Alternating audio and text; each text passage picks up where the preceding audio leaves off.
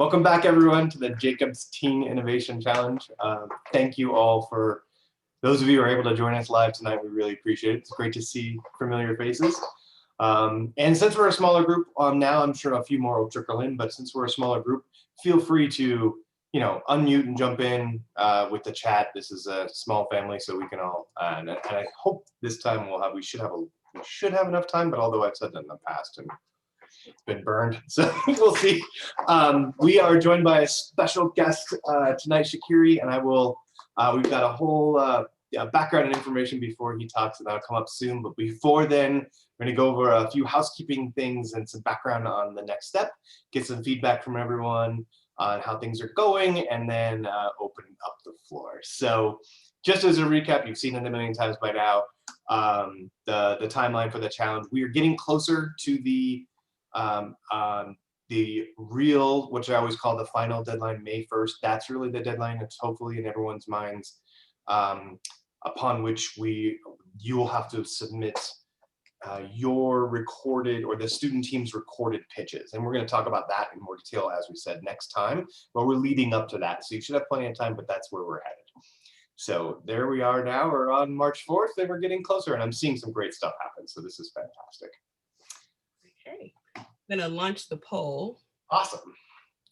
So we always want to sort of, take a moment and recap our last discussion from the ideate phase. So students in that phase, they were asked to state problems and brainstorm uniques in solutions about their goal, and eventually narrowing down to one. So we would like to get an idea of how the activity is impactful, or how the progress, or what activities you did in your classroom, how that worked for you and your students. And so we have some questions on the screen. We'd love you to sort of give us some feedback.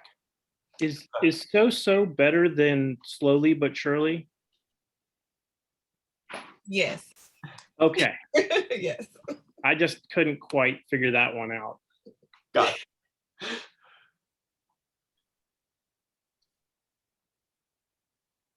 Were you debating between the two, Stephen?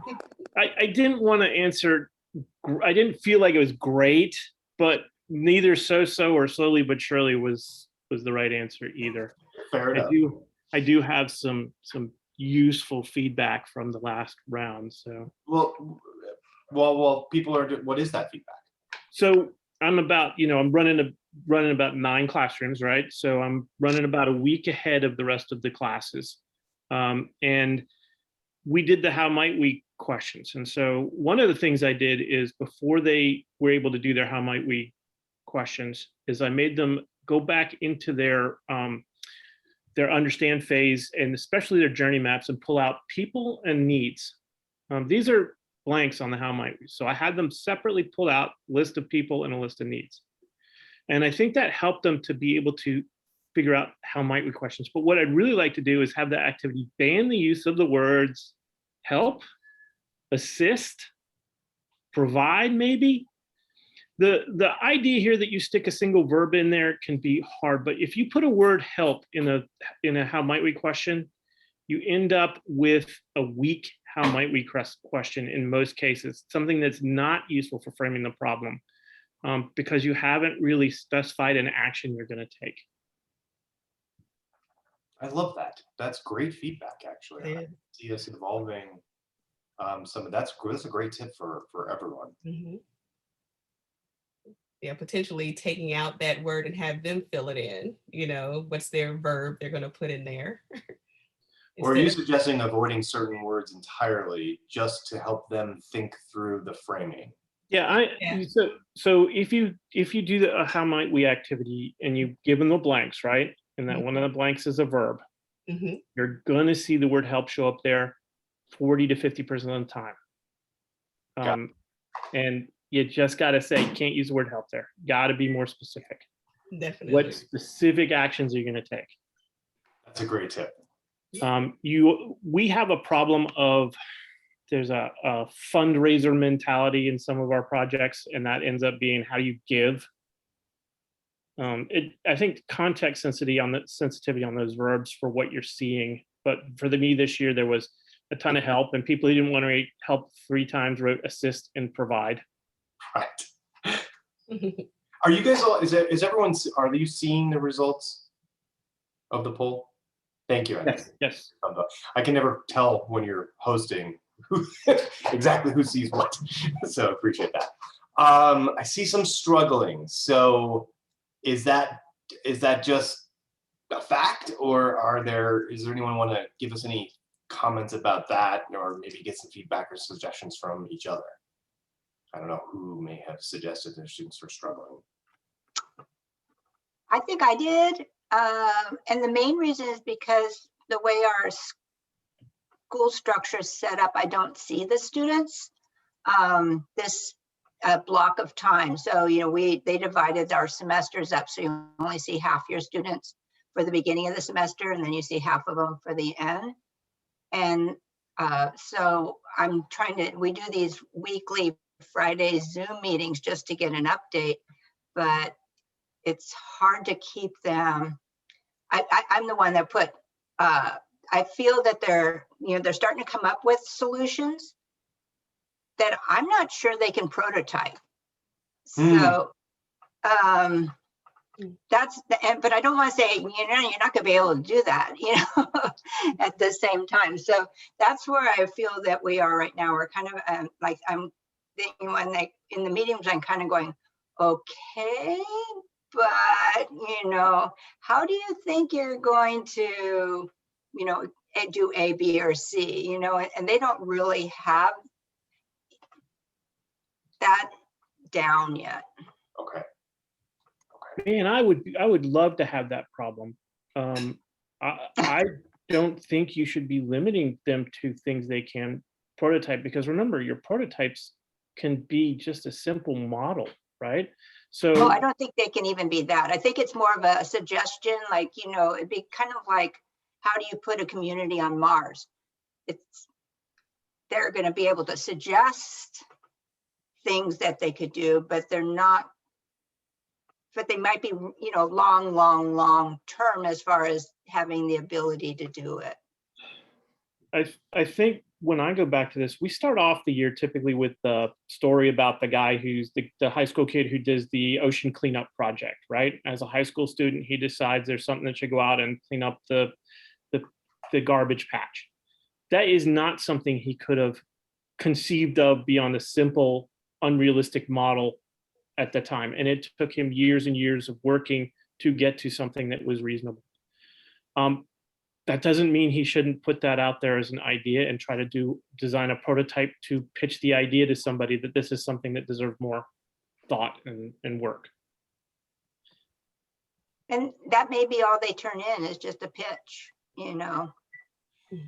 Well, and we're going to talk about prototyping today a little bit, but I do think that's an important part of the dialogue, because I definitely have known situations in the past where student teams may have struggled in the prototyping piece. And I think that, Kathy, to your point, I mean, I certainly love the idea of helping them, think about ways that they actually can bring something to life. And again, it doesn't have to be physical, but that they can bring something to life.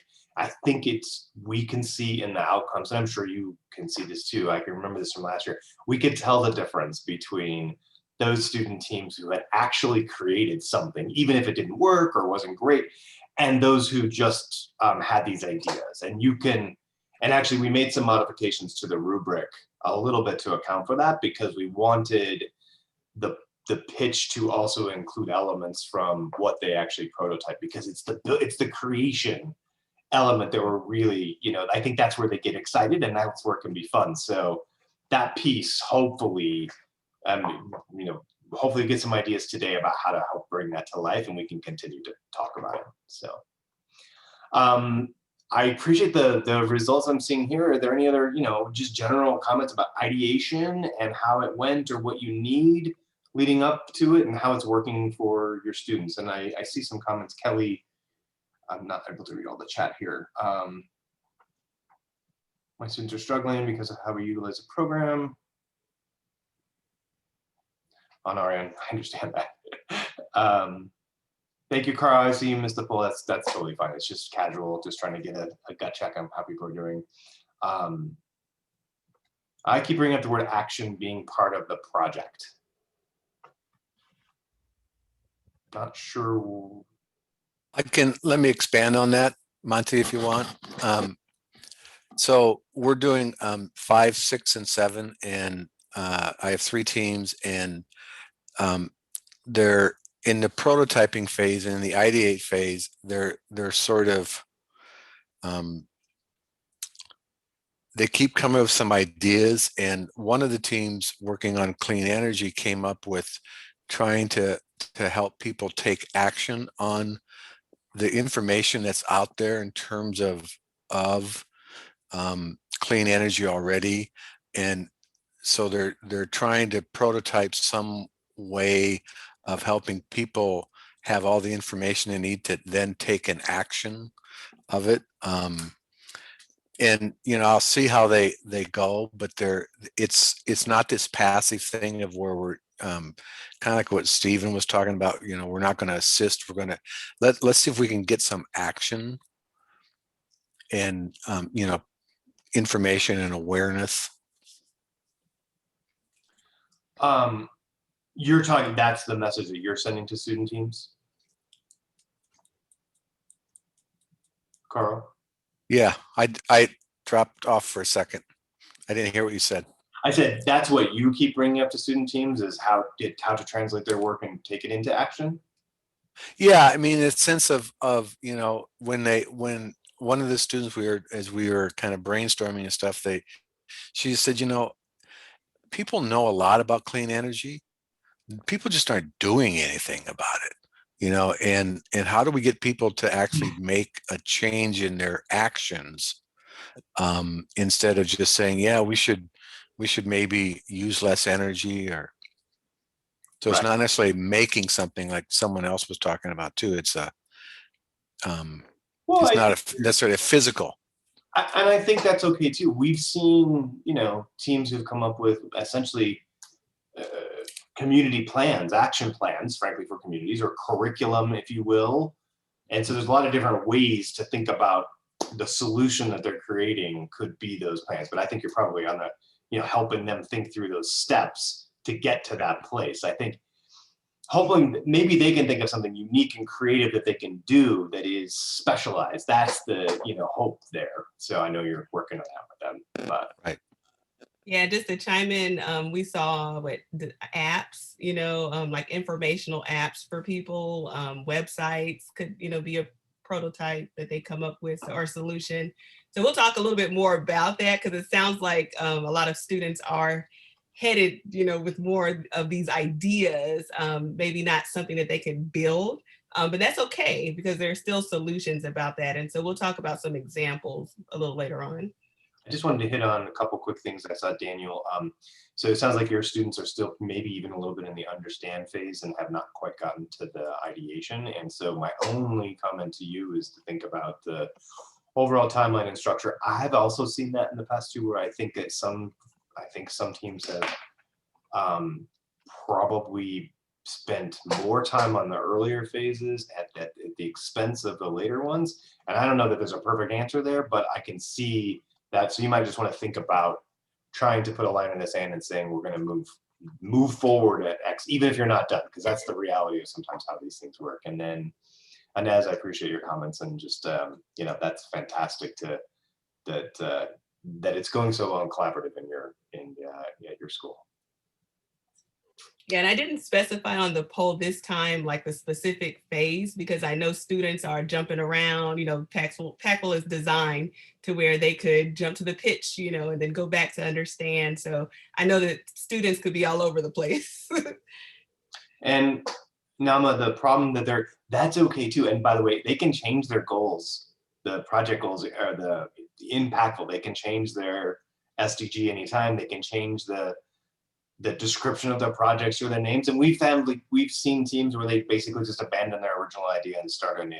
And that's okay. Like, that's, in my opinion, you guys have to decide. I know you've got other elements where everybody's trying to tease in either, accountability metrics or various other things. So you got to think about those elements. But in terms of the actual, process of innovation, that's just how it works. Sometimes you start down a path and you have to abandon or change or tweak, and that's totally okay. Yeah, I was just telling them that as long as you can explain how you got there, from your original process. That's what matters. And it's a problem, we need to solve it. That's fantastic. Thank you. I just love this community. Thank you so much.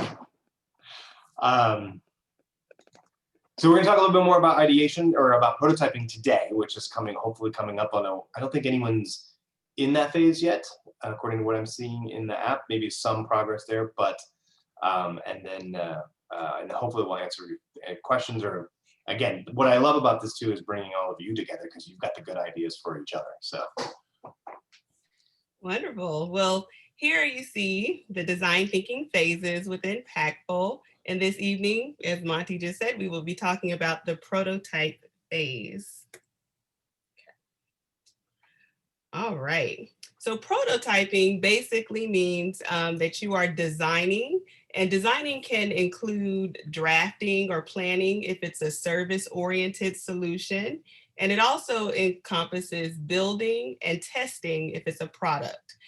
In this phase, students will get feedback from others and continually rework and improve their solutions until it meets their needs of their users and their audience. Now, Impactful, there are 3 categories that the activities fall under. First, you have design it, then you have build it, and then test it. So let's take a look at these activities.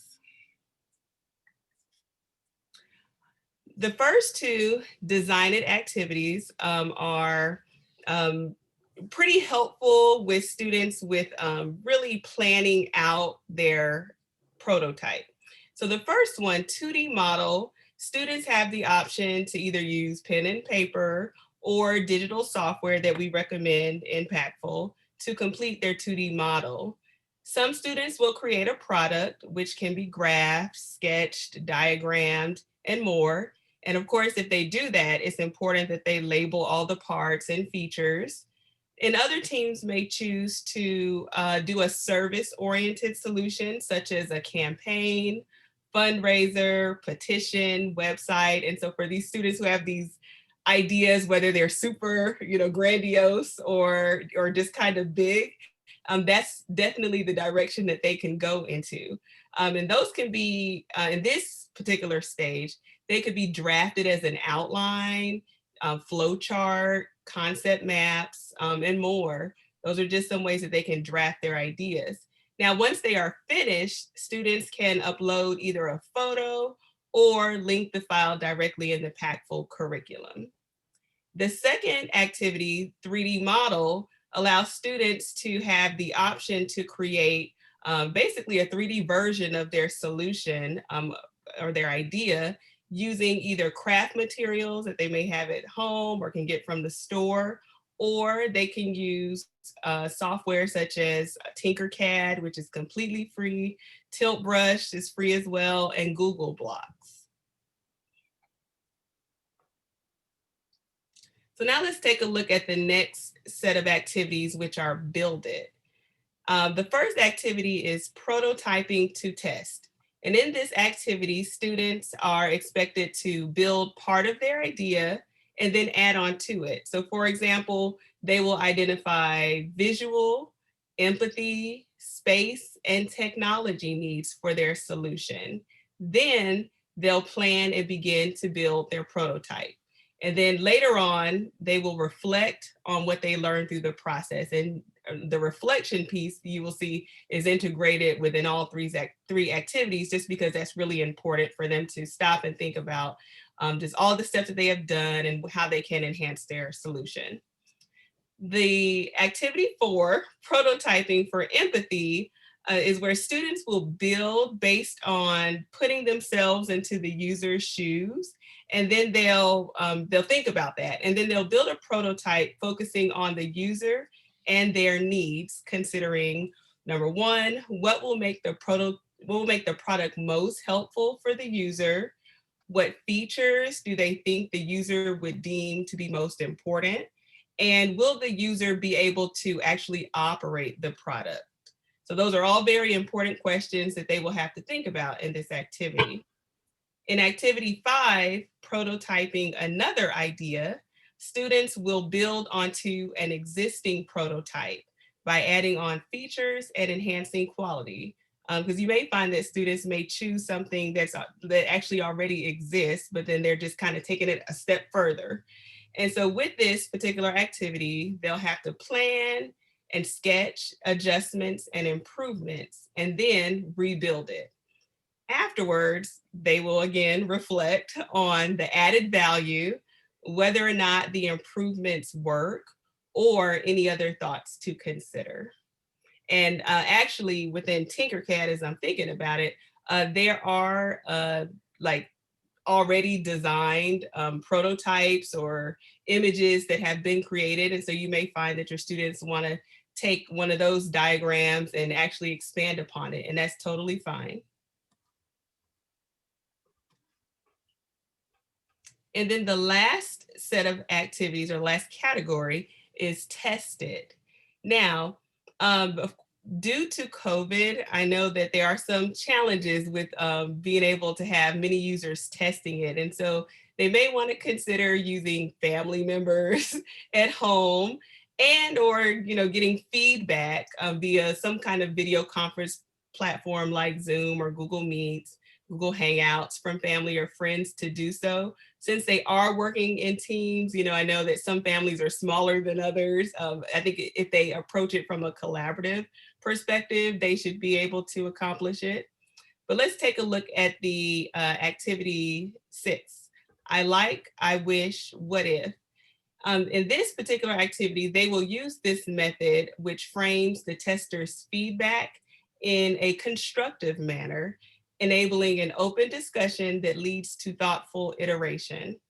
Students will record their feedback in a 3-column chart, and we have a template already in Packful that they can use, and that you will find that to be the case for pretty much all of our activities, with the goal of reaching an optimal solution that addresses most of the user's needs. And so of course, that's what's, the most important, is just making sure that they just keep the mindset of, if I was a user using this particular prototype, what would I expect, and does it meet those needs?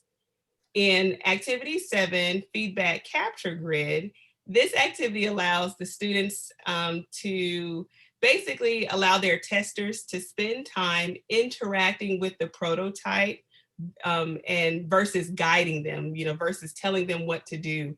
And here the students focus more so on listening to the feedback and recording their responses in the capture grid, in the 4 quadrants that's labeled likes, criticisms, questions, and ideas.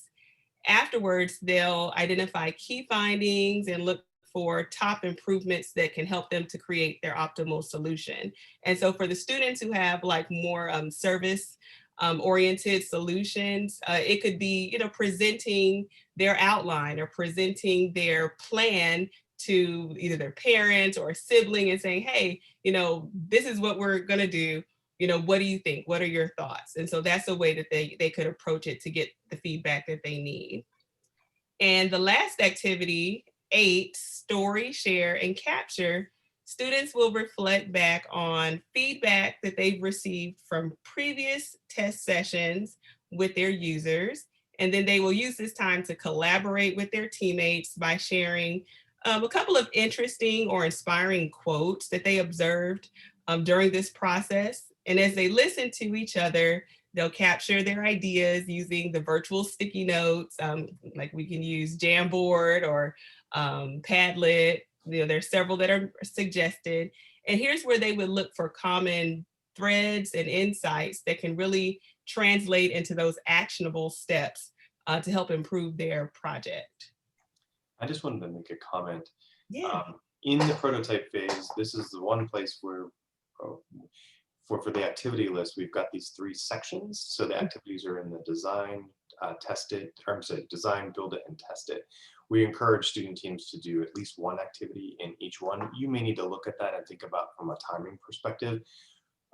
For those historically who are thinking about the other design thinking approaches where the testing is by itself its own phase, we've incorporated it here intentionally, but really it's kind of like this is the meat of the building, the creating of something. And again, it doesn't have to be physical, it just and so it's like sketch it out, take your idea from the ideation, move it into the next step of some sort of sketch that designing, which could be a low fidelity type version, if you will, and then try to build or create part of it, maybe the whole thing, but even just a part of it in that building phase. And that's, this is hopefully the place where students teams can get really excited, but I will admit, and I know that there's complexity with the virtual world where they have to coordinate with each other. I think you tease that into the conversation you have with the student teams as they're selecting their projects, as they're picking stuff. How are they really going to bring that to life, knowing that in some cases they may still be working virtually? So. And I see Daniel posted in the chat, PSAs, public service announcements. That's also an excellent example of what you could do with your students. And I see that you're leaning more towards the apps and websites, and that's okay. It's all right for you to, suggest, what works best in your classroom. But I like that. I'm going to add that to our list as well, that they could do a PSA. That's kind of it's kind of what they're just throwing ideas around. We got a hunger group, fighting hunger. They're just trying to think of maybe an app or something like that. They're really their minds are spinning, so it's really good. I don't know if their wheels are spinning is what the wheels are spinning. Yeah. So. Yeah, I mean, really, if you can just say, hey, make something, that's okay. Now they've got to figure out how to make that happen. Right, exactly. Yeah. Definitely. And I appreciate you sharing that. And that's why, we have our webinars with teachers, because, you all are immersed in the classroom with your students, or the virtual classroom for some. But it's great to share ideas, so that, because we can share some, but, students and teachers, you all can come up with other things that are helpful. So thank you for that. And I'm happy to hear that their minds are going, their wheels are spinning. Yeah, I have 11th graders, so they're it's a pretty small class. I have like four or five groups that are all doing a different thing. So it's good, but 4 or 5 groups of 4. So I just didn't have as many students to work with, but they're doing okay. Well, good. We're glad to hear that. Awesome. Okay, well, as you know, we've been having some wonderful guest speakers to attend our webinars, and tonight we have that again. I would like to introduce you to Shakiri Murrain, and I want to share a little bit about him. Shakiri Murrain has over 15 years of professional international business experience in supply chain management, product development, and language cultural training. Getting tongue twisted, training. His expertise includes a deep understanding of the Asian and Latin American cultures, advanced proficiency in Spanish and Mandarin, and the ability to turn interpersonal interaction into tangible business results. He is also the author of the ebook, 10 Steps to Turn Your Idea into a Product Without Being an Expert with a Big Budget. And we will make sure that we send you the link to that book after our webinar tonight. Shakiri founded the Jade Trading Company, a product development and quality assurance firm whose foundational pillars rested in international understanding, foreign language ability, and client-based relationships. With a corporate presence in the US, China, and Latin America, the company seamlessly leveraged a client's idea from concept to finished prototype. And that's why we asked him to come tonight to share his expertise. Currently, Shakiri is the CEO of Mississippi Cares, LLC, and this is a community-focused personal protective equipment company that provides facility sanitation and PPE supply for commercial and residential spaces. So very much needed in today's time. With a specific focus on efficient supply chain management, they assess the client's needs, then implement a customized safety plan that fits the organization's strategy. And just on a personal note, I've invited Shakiri to my classroom back when I was teaching middle school, and he spoke with my students about his global business experience, and he would judge my 7th grade annual Shark Tank projects. And so just a wonderful person, and we are just really thank you for joining us tonight, and we're happy to have us. And I'll turn it over to you. Excellent. Thank you all so very much for having me. And I'm just going to share my screen here so that we can see the presentation. Okay, bear with me here 1 second. Okay, so good afternoon, good evening, good morning, wherever you may happen to be. I am just really appreciative for the time to be able to come and communicate with you all because, as Alina said, prototyping is a big passion of mine, and it's something that I've done for a long time. Lived and worked in China for 5 years, and as I moved back, a big part of my job was developing prototypes because as I moved back and I started my company, we were trying to make prototypes and send them directly to factories, and it just didn't work. And what we found was it was much more efficient when we prototype locally because there are just so many iterations that you go through and so many different challenges. So today I'm going to focus on physical products, things that you can touch, things you can feel. We'll also incorporate a little software into it, but there is no way I could cover all of prototyping within 10 minutes. So I'm going to try my best, and I happen to be very long-winded. So I'll save as much as I can for the Q&A. Please let me know any questions you have. Alina has all my information, so I'll just jump in. When I start to think about a physical product prototype, we begin to break it into different categories. Is it a wood? Is it a metal? Is it a textile? Is it going to be made of a combination of products? And so the first goal is to deliver that MVP, a minimum viable product. And when you start to think about your MVP, I think a lot of times we think of it from our perspective. And now I'm talking to you all as the teachers, but I realize that the students will be the ones who are actually making it. So I'm just going to act as if it's you all for now. But I realize that you are trying to make this MVP as cool, as sleek, as, easy, user-friendly as possible. But really, we should be focused on the customer, laser focused. And so I think the first thing to do in defining your MVP is to define who your customer is. What is a target customer? Many times in my world, we call it an avatar. So I will, for example, say in my business, my avatar is a professional mother who is developing products. Because what I found is as mothers are raising children, they oftentimes find a better way to build a mousetrap, whether that's a bottle or whatever it is. And so those, because they're professionals, they also have the ability to pay for prototyping and iterating. And so now we're in a space where you have someone who has the technical capability and they also have the finances to pay for those things. So that's my avatar. Now, when I understand that avatar, then I list all of the things that that avatar will need to deliver that product successfully. And then I list all the things that they will not need to deliver it successfully. So as I'm building that MVP, I'm making sure every step of the way, I'm staying very close in line with the things that that avatar is going to need for the product. So I heard some of the teachers saying just in the warm up that, well, I don't know if this is going to take too long to build or if it can get very intangible when you're building a prototype, because especially in my world, dealing with engineers, it's all about tweaking and iterating, and you can literally do that forever. But if you don't have a baseline, like your MVP main criteria, you will continue to go for a really long time, but that MVP will always bring you back to a stopping point. You're asking yourself, is my client going to be able to use this? Is this one of their top needs? And if it's not, you really have to scrap it, or you could use it for a future iteration. So first, that MVP, building it, seeing it, understanding it. It is not so important in today's world that it be 100% functional. We have 3D printing. We 3D print a lot of our prototypes, and it helps us tremendously because traditionally, when I was building a product, whether it be a watch or a cell phone or anything, we had to physically make a mold. And so to make that mold costs tens of thousands of dollars. And then if I need to change it, costs a lot more money as well. But when I can 3D print, all I really need to do now is come up with a design. We can put that design into the computer, make it in a CAD design, and then the next thing you know, it prints out in a few hours. And you can test it. You can take it to your target market and get the direct feedback from them on how that product is going to work.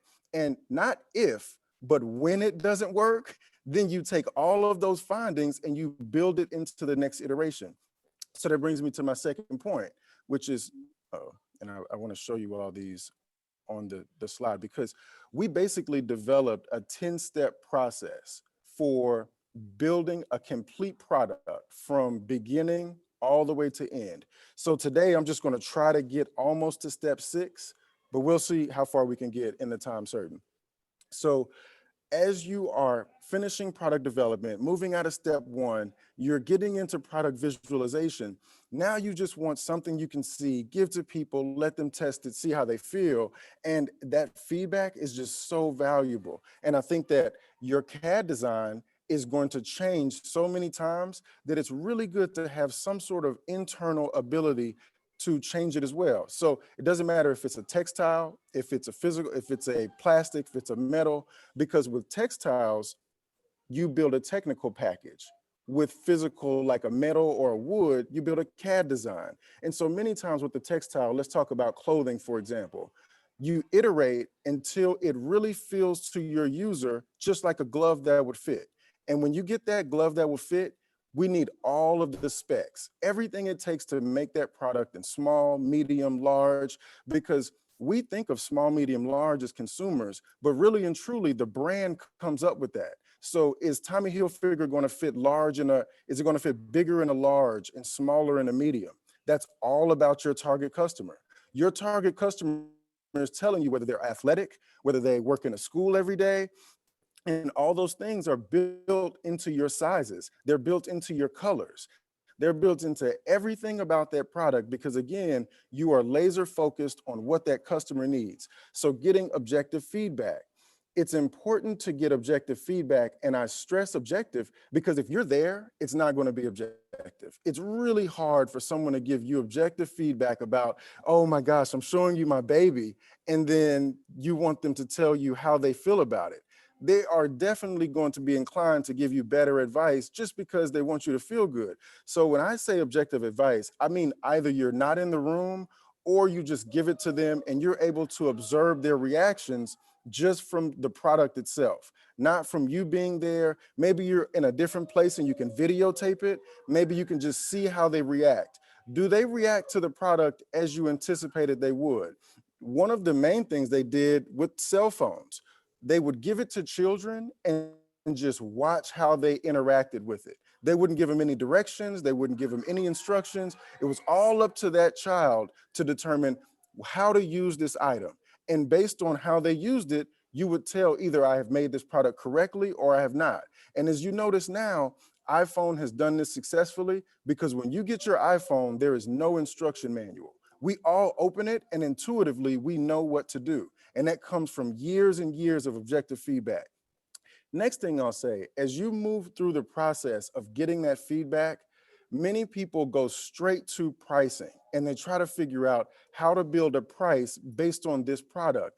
I think it's way too early. I think you first need to take that item to some sort of manufacturer, some sort of person that can manufacture it, and they can give you feedback on material composition, on how long it's going to take to manufacture it, and inevitably some things that you cannot build into it that you think you want to. So having that conversation with the manufacturer, even if it's a lower level manufacturer, is going to make your pricing much more realistic. So this is what's called counter sampling. We send our CAD design, we send our prototype, our MVP, over to that manufacturer, and then that manufacturer sends you back a counter sample. Now that counter sample is what you can begin to use to determine pricing. That's the first time that you've sent it to someone who can make 100, 200, 300 of them. Now, again, you don't need to make 10,000 first. That first iteration, I say make the MOQ, the minimum order quantity. You want to make as few of those as you possibly can, because as you continue to build it, then you'll get to those larger quantities. But I would make an analogy to cooking. If you're cooking for 1 or 3 people, you can really build into the ingredients exactly what you need. But as you start cooking for 30, 50, 100 people, now you need a standardized process. So I say start small and iterate. In Chinese and Mandarin, they call this ibu ibu. Ibu ibu means step by step, one step at a time, you continue to go forward. The next thing I'll say, and last, is a simulation. Guys, in many of our products, I would work with incubators, business incubators, and they would come to us to build the prototypes. And many times we couldn't physically build the product, but what we would do was make a simulation. And I'm going to show you all a simulation that we built for a product, just so you can see this product was never physically built. This client came to us. She wanted to build she was a gardener. And so she wanted to build a tool that she could use in the garden that would separate weed from the dirt, and she wouldn't have to do too much work. So I'm going to show you what we built. And then she took it to a company and she licensed the product. And then the company actually built the product out. She never made a physical product. So that MVP does not have to be a physical product. And I'll show you a quick video that will illustrate the point. Here's the weed sifter. 1 minute video.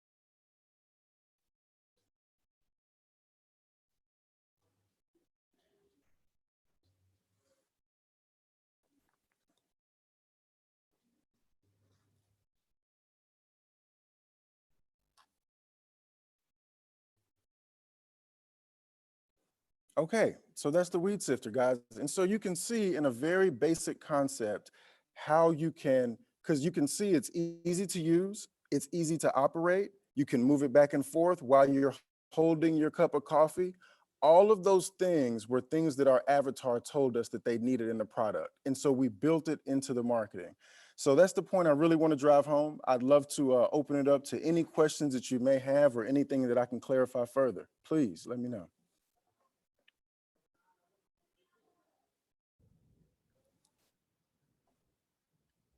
I just wanted to say thank you. I thought the 10-step grid that you provided. My name is Inez Odom. I'm the assistant principal at the Academy of Our Lady of Peace, and I'm one of the educators working with our video production girls. And we're working on an innovation, the development. We have something called Peace TV, Peace Television currently, and we're developing a Peace channel as our innovation, a global Peace channel by, for, and about girls. And so I really loved the 10 steps that you took us through, because in so many ways that can be almost duplicated over and over, depending on the focus of what you're looking at any point in your cycle. Do you have a recommendation as our students now? One of the things that they're going to be doing in this prototyping phase is really, they're going to be creating some polls for to get feedback, that when they develop something,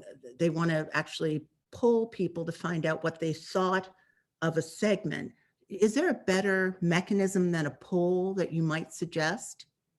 I think surveys are excellent, because surveys are something that you can give and you don't have to be there for the feedback. But the thing about surveys is that I would not give open-ended questions. I would give very specific questions that give you a result back. And if it is, how do you like this thing? I would give number values to it, because you need to know to what degree do they like that thing. When people are giving you feedback, many times it's intangible, it's a feeling, and that's good, but you need to be able to quantify that feeling. So the more you can quantify, and I know that that may get out of the touchy-feely and it makes them a little uncomfortable, but the more realistic, quantitative information you can gather in that moment that they are having a touchy-feeliness, the better it is for you, because it's the same thing the doctor does. He hits you and then he says, how does that feel? Tell me exactly how it feels, because he needs to know how to help you based on how bad it hurts. So I definitely say ask specific questions. Okay, because I know for us, where the market share they want to capture are really girls 14 to 18 globally. And in some ways, you're competing with other media that's out there. So they're really looking at developing micro content and things that will capture girls' interest, because they themselves are that demographic. So, Yeah, so to your point, something almost like saying if you had your choice of watching this or TikTok on a scale of 1 to 5, how apt are you to watch this? So we can really see it maybe comparatively to what the competitor market is. And Ms. Odom, the important thing is the data, because the more data you can collect, the better you can make a decision. So, 5, 6 people may be good, but at the point where you can get 30, 40, 50 people, or even 100, now you can begin to take those scores and you can figure out what about this is good. And then you have a metric system also for going to market. And as you go to market, you can begin to ask those same questions and use your metric system as a baseline. And we do that all the time. We're always getting feedback, and you'll notice it when you give reviews. You're always asked to give stars plus the review. And that's the reason for it, because they're trying to get you down to not just the number of stars, but also why you gave 4 stars. And then they'll begin to compare. Everyone who gave 4 stars said this. Everyone who gave 5 stars said that. And then you create a baseline for collecting your data and being able to use that data. Shakiri, thank you so much. And I wrote an ebook on this, guys, to go much deeper on it because it is hard to explain. So I'll allow Alina to share that with the group, but it's a 15-page ebook and it really goes deeper on each of those 10 points. I'll share it with my class. Thank you. If I can have, I have a question regarding the MVP you talked about at the beginning. Do you have an idea how would that look like if the students are developing an app, other than maybe sketching the pages of the app? That is an excellent question, because we do build apps, and with software development, you can build a skeleton, just a structure that allows them to use maybe 30% of the functionality. And again, it goes back to your avatar. So the 30% that you build out is the 30% that is most important to your avatar. And then you'll see as you give the app to someone and allow them to use it, they'll begin to give you feedback. And that's how you build from 30% all the way to 100. So we only build 30% in the beginning because apps can be very expensive to build. So for example, I would only pick one platform. I would not start building the app on both iOS and Android, even though eventually you will need both. I'd pick one based on my users and I would start there. And then maybe I wouldn't have a password sign in.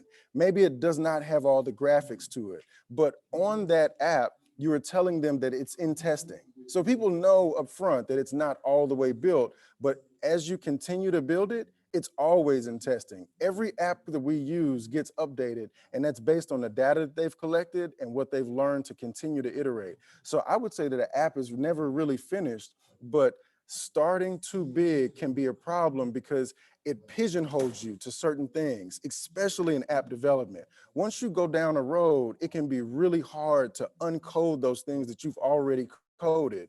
So I say start as small and as thin as you possibly can, and then build from there. Because if you do too much and your customer doesn't like that, it really may take starting over and losing a lot of your investment before you get to.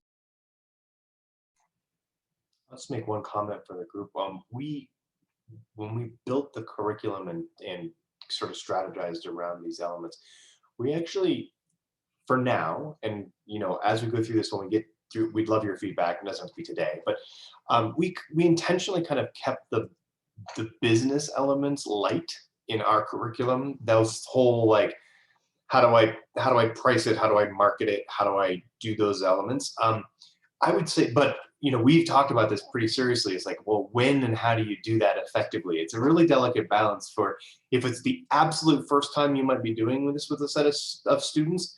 I probably would, when you get to the pitch phase, we kind of cover this a little bit, where it's like we tweak the energy to be talk about how you're going to get secure buy-in from other people, as opposed to like funding or how you're going to price it and those kind of, but those are great, especially if you have a more advanced team or those who have gone through this kind of thing before. If you can start to tease in those elements, I mean, they're very practical issues. I mean, Shakiri's really, they're very practical. You can't do everything all the time. You got to prioritize. And so I think it's just great. It's great feedback.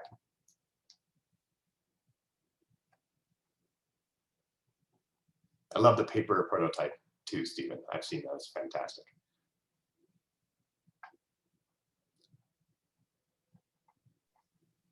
There's a question in the chat from Inez about, it says, we are planning to work in English, even though we are pursuing an international market engagement through schools. Part of our channel's innovation will involve participation and solicitation of media from schools around the world. You mentioned your expertise in the Asian and Brazilian markets. What would be your best suggestion in terms of demonstrating cultural competency? You know, I am this is a deep point. We could talk about this for hours, but what I would say first is it's really important to be culturally sensitive. And I mean that by saying even English around the world is not universal, whether you use a Z for organization or you use an S. So I would target the countries and really build it around that country, because even the colloquial language that we use in certain countries is different than others. So I would use some of those things based on the local country, and I would get feedback from the people in that country or in that region, because you really want to build an app to fit the person.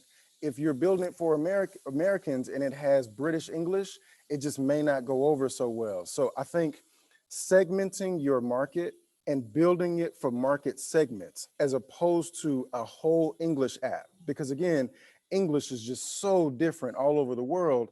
And not that it's offensive, but if I'm giving American English to a Japanese person, they're just not going to be able to receive it so well. But if I give it to a Japanese person in English and I ask for their feedback, I can build a better app for Japan. And I think it's very important to build it based on where you're going, not just sort of an overall app. Does that make sense? Does that answer your question?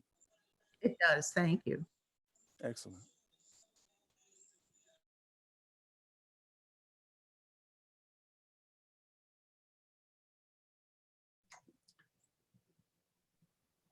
There'll still be time. We're going to go. We only have a couple more slides, and then we'll open the floor to any conversation or topics that you have for each other and or for our wonderful guest. Thank you so much, Shakiri. I really appreciate your joining us today.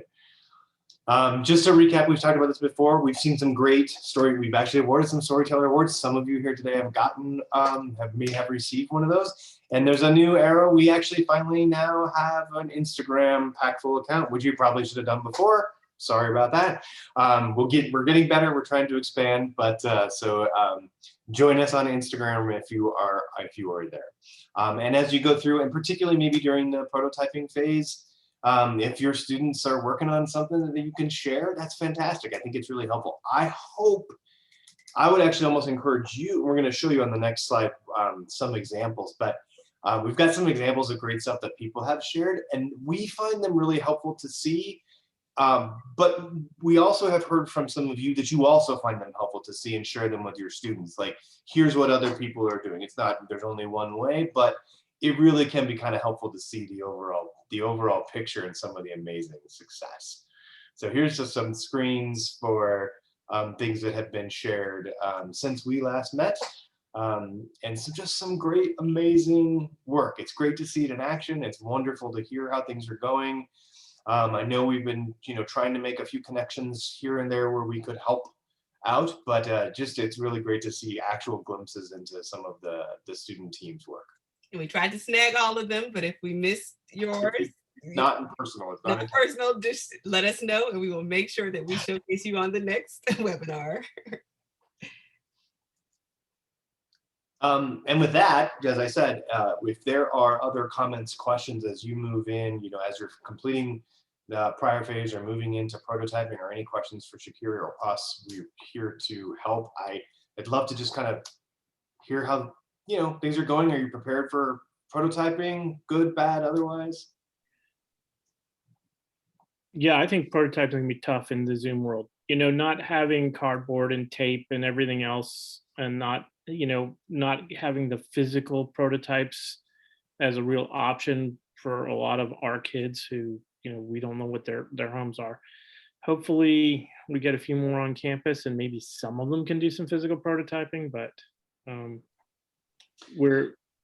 that's going to be tough for us.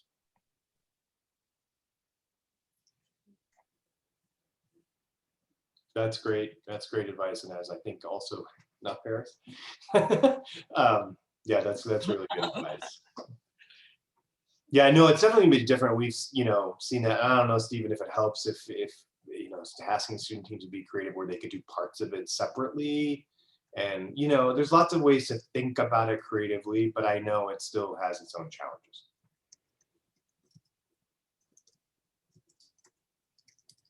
Anyone have a student team that's just knocking it out of the park and you want to tell us about it?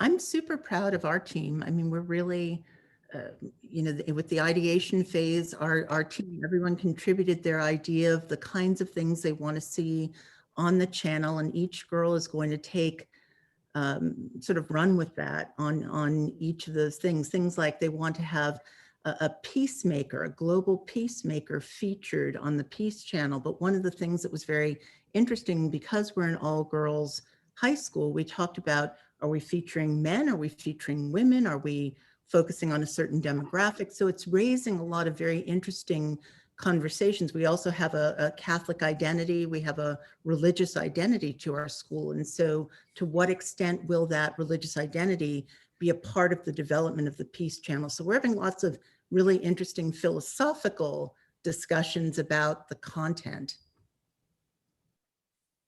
That's fantastic. Yeah, just to say something about that too, I have a team of girls that are working on the gender equality project there. And they started really thinking about it just as how to help young girls, women.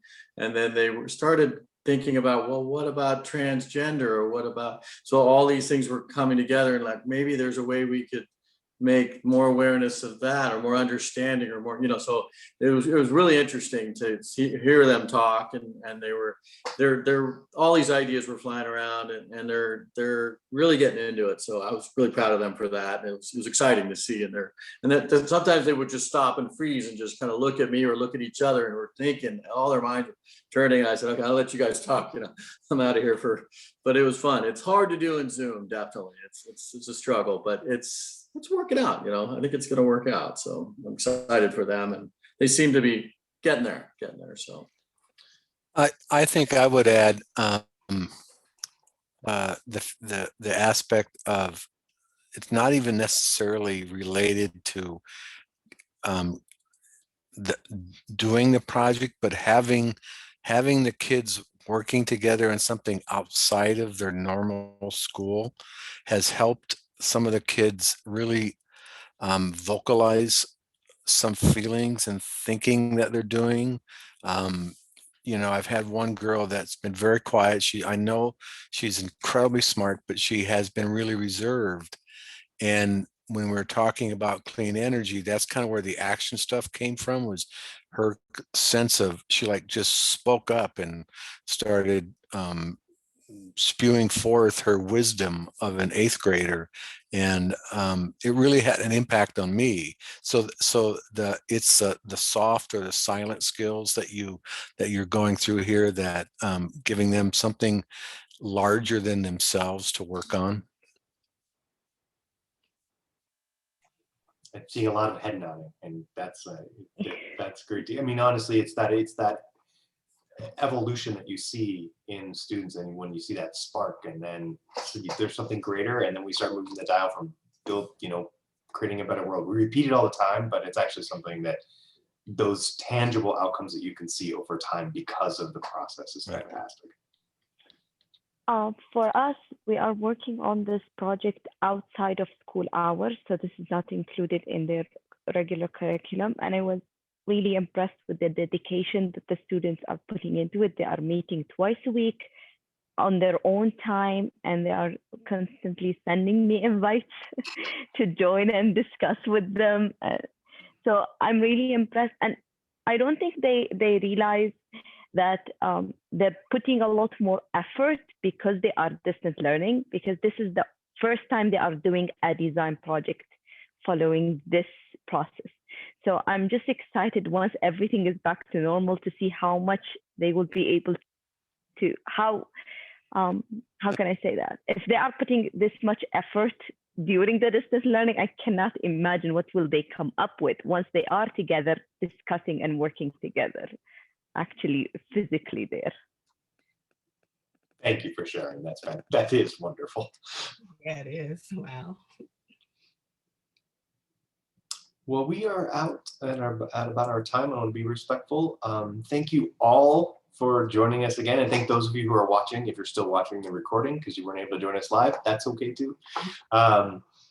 We're here to help and reach out if we can do something to be supportive of the effort that you and your students are going through. So, and a special thank you to Shakira for joining us today. Very much appreciate that.